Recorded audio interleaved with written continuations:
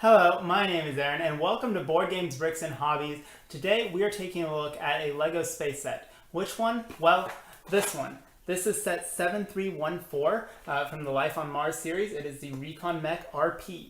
So let's get to the table and check it out.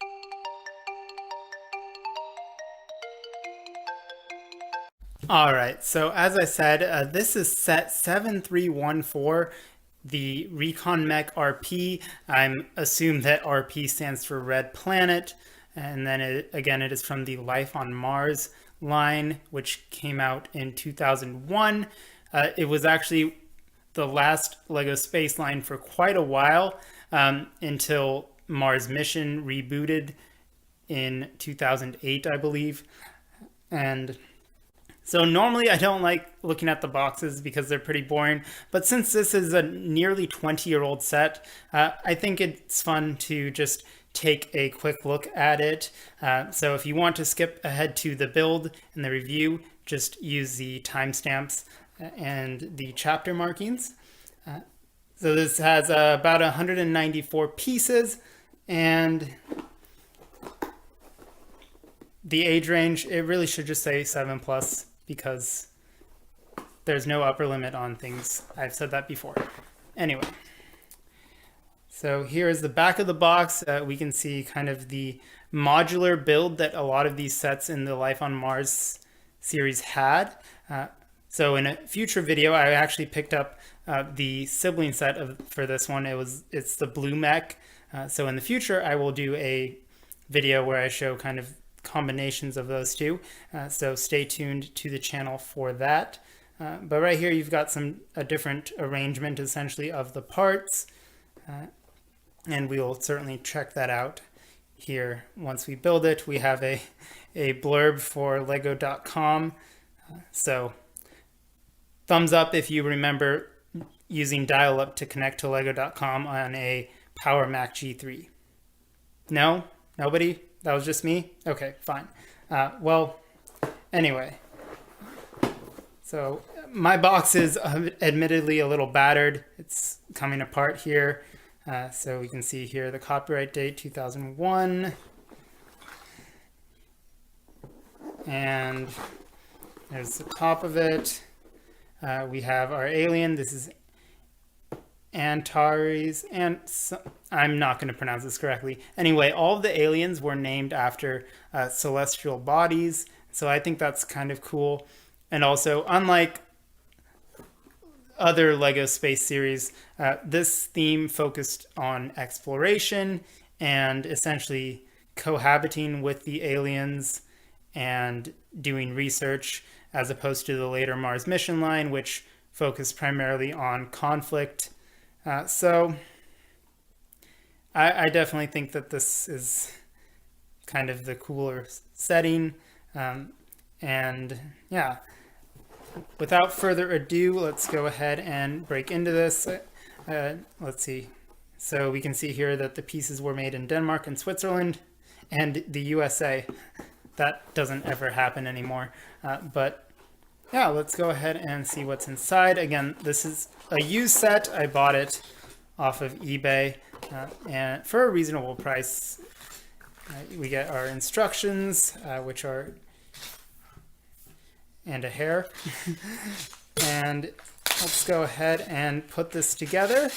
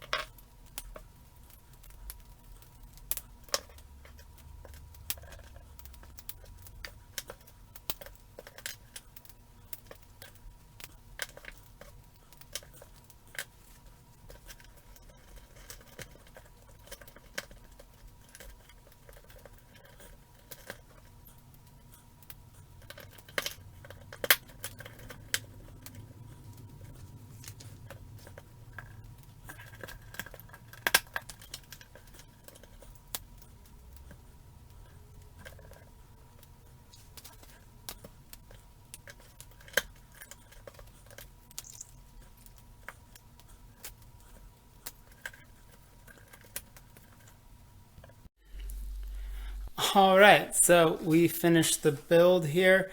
So here is the alien. I always thought that these aliens looked pretty cool. They essentially reused the droid bodies from the Star Wars line, but with a unique head and unique prints, and a new leg piece, or at least new at the time. And yeah, I thought they were always kind of fun little alien thing creatures. And here's the mech itself. And it's actually a surprisingly decent set. It's got a lot of functionality, a lot of play features, if you will. Granted, there are definitely some things that by today's standard, LEGO probably wouldn't allow. Some of the things are very flimsily attached. For example, these grills right here, and especially this flame right here. Oh, well, of course, now that I say that, it's staying on, but it doesn't exactly stay on well. So on a modern set, that would probably be a bit more secure. Again, this is the Recon mech. So I guess but I don't know. It's got one of the grabber arm things. I don't know the technical name for this, but anyway, these were pretty popular amongst sets in the early 2000s. Mine is missing the rubber band. It did not come with that, but I think I've got some spares lying around, so I'll have to go hunt one down. Essentially, the rubber band forces this close, and you can grab bar-shaped items or larger items such as the rock pieces that LEGO makes. Over here we've got some sort of flamethrower or welder or something. And then the cockpit, of course, has a printed control panel. That's one of the great things about these early sets, is that they don't use stickers. And granted, I am not a sticker hater. I understand that LEGO can't print everything, and it's definitely more cost effective for them to have stickers in many situations. But there's just something I don't know, something about printed parts that I've always really liked, especially generic ones like these flame pieces and these grill pieces. They're generic, so enough that they can be used in multiple settings, and they're not unique to any one theme. Also the colors. I have to say, I really like the colors on this. The sand red, the sand colors, I believe, were introduced in the Life on Mars series. Some of them are still in use to this day, but just the sand red just looks really nice and definitely kind of gives you that Mars feeling. It's dull, but it's still striking, if that makes any sense. Now, as far as playability is concerned, you have some good articulation in the legs. However, I have found it's not exactly useful articulation, because unless you have the legs bent at this 45 degree angles, it's going to probably fall over, as you can see right here. So let's bring it back. Let's bring it one click this way and see how it holds up. So you can see it's kind of staying up, but if you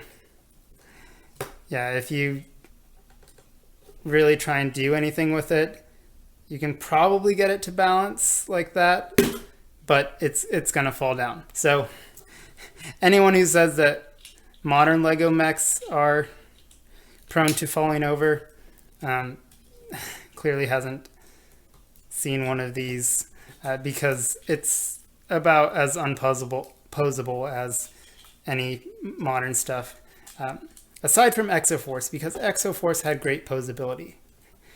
And that's an interesting point here that I want to bring up, is you can kind of see, especially in the legs, let's take our driver out here because they keep falling. So we'll just put them right there.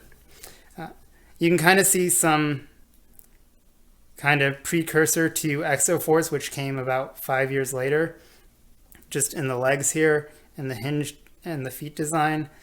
Definitely kind of seems like a predecessor to exo-force in a way. I could be completely wrong, but yeah. And then you have, of course, accessories right here. You can pop these off and have our little alien friend here, tote them around. So that's the set itself. Pretty good set, especially for the time. I think the swivel action and the moving arms, even if they are a bit fragile in some places, especially for the time, I think the kid in me would have loved this. Life on Mars, I think, was a little bit, maybe about 1 year too early. I did get some of them as a kid, but I'm trying to kind of get the rest here now as an adult. So let's take a look here at what we've got in the instructions. We've got the not necessarily alternate builds, but alternate rearrangements of the modular components that I talked about. So here's a flying vehicle of sorts. So you can see we detach that there. And this is another part here. I guess you could kind of drop this off and have this be, I'm not sure what it is, but like a research station or a power cell, something. It's Lego. You can imagine it being whatever you want. And then we can connect this either with that in the center or this here. And I guess this is supposed to be kind of a hovercraft. These are essentially repulsors. It's not entirely convincing, to be honest, but definitely cool that out of the box you already get some modularity. And is that even a word, modularity? Thumbs up if it's a word, leave a comment if it's not. Anyway, just cool that you have just the ability to rebuild it without taking everything apart right out of the box. And right here you can see some alternate builds using other sets in the line that kind of use the same modular system based on the 2 Technic pins, like so.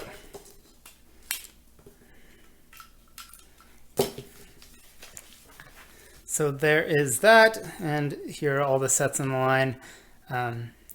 And I currently own that one, these 2, and this one. So I still need to hunt down the smallest set, the monojet, and these 2. I do have this set on hand, so if you stay tuned to this channel, I will be reviewing that in the future. But yeah, I'll probably take a look at the blue mech here in one of the next videos. But yeah, this is the Recon Mech RP. Pretty neat little set, especially for its time. Oh, another quick thing that I noticed during the build is just not necessarily the lack of unique pieces, but I was really surprised with the amount of creativity they were able to get using so few pieces. Not necessarily pieces, parts count wise, but just types of pieces. They use a lot of just really normal bricks, so a lot of plates and a lot of tiles and just a lot of normal bricks. And I was pretty impressed just that most of this is built from basic bricks and slopes. And whereas nowadays, Lego sets would be a lot more dense in their detail and use a lot of smaller pieces, cheese slopes and whatnot to get the detail that they wanted. Whereas this keeps it pretty simple. And yes, I am nostalgic towards the mid-2000s and early 2000s line of sets because that is what I grew up with. But I still think this is a great set regardless of that nostalgia influence.